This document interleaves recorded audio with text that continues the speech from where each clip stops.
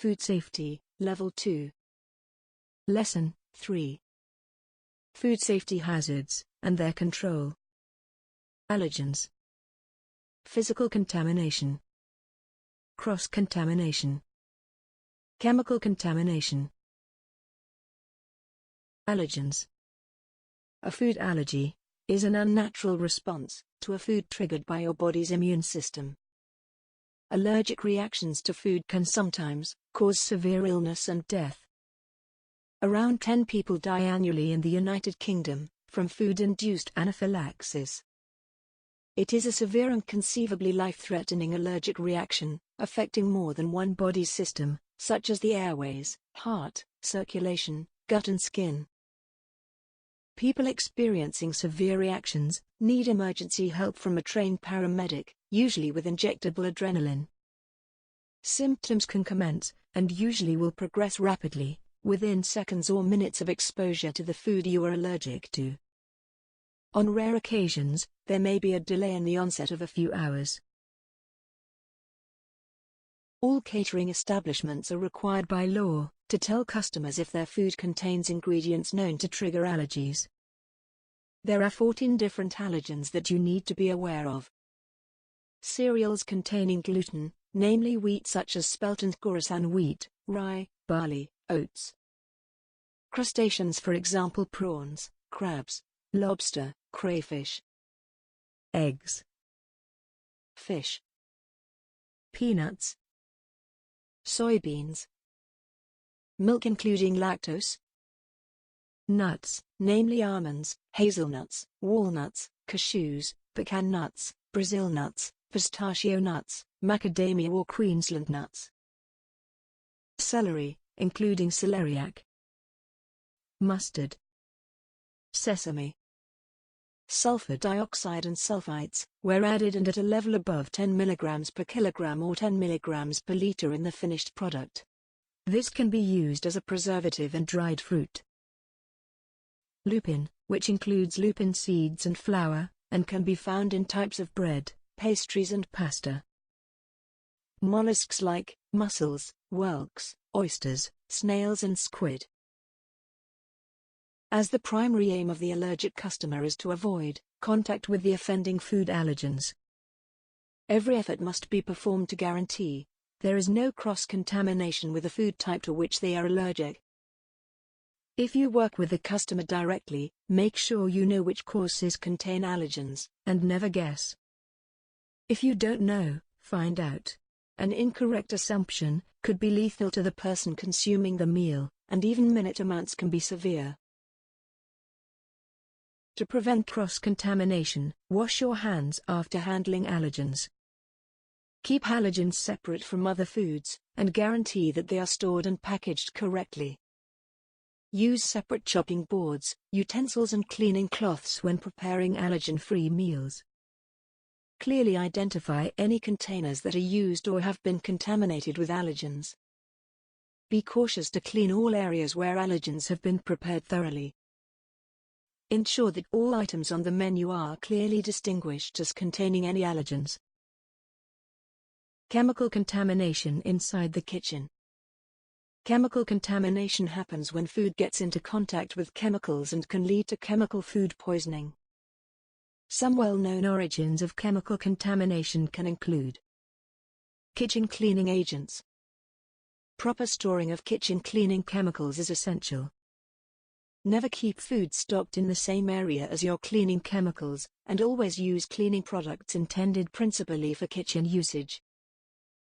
Chemical contamination inside the kitchen. Unwashed fruits and vegetables. The pesticides and fungicides frequently used on fruits and vegetables to help them develop free from diseases are harmful if consumed. Which is why it's essential to wash all fruits and vegetables before eating them. Food containers made from non-safe plastics.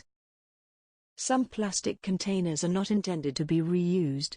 Always store food in containers that are specially produced for reuse safely. The most significant risk of reusing plastic containers is bacterial contamination. Primarily if the container is intended for one-time use, it may not be designed for easy cleaning. Some contain plasticizers that could leach into food when the container is heated in the microwave or washed in the dishwasher. Some PET containers contain antimony, which has been linked to diarrhea, muscle and joint pain, anemia, and heart problems. Pest control products. Items like fly spray and rat poison are exceptionally hazardous if consumed. Always store these products away from food items. Chemicals used in equipment maintenance. Some kitchen implements with moving components, such as slicers and mixers, can require periodic oiling. Always use food-safe oil to help make sure this doesn't contaminate food. Physical contamination. Physical contamination occurs when objects contaminate foods. Sometimes when food is physically contaminated, it can also be biologically contaminated. The physical contamination might harbor dangerous bacteria. For example, a fingernail may be bearing bacteria. Well-known sources of physical contamination are hair. Always wear hair correctly tied back, and use a hairnet if feasible. Fingernails. Always keep nails short and clean to limit contamination. Also, avoid wearing artificial nails as these can fall off and may contaminate food. Jewelry. No jewelry should be worn during preparing and handling food. Glass or metal. This can happen when kitchen items are not maintained. Damaged or broken crockery and utensils should be thrown away, as well as any food that may have come into contact with it. Tiny parts such as screws, nuts and bolts from kitchen appliances. Pests, such as mice, rats and cockroaches, leave droppings that can contaminate food. Pests themselves such as flies and insects can also make their way into food. Plastic, paper packaging. Dirt. Because dirt is so small, it's easy not to see that it's contaminating your food. It regularly gets into the food from unwashed food and vegetables. It could also get into food from contaminated equipment.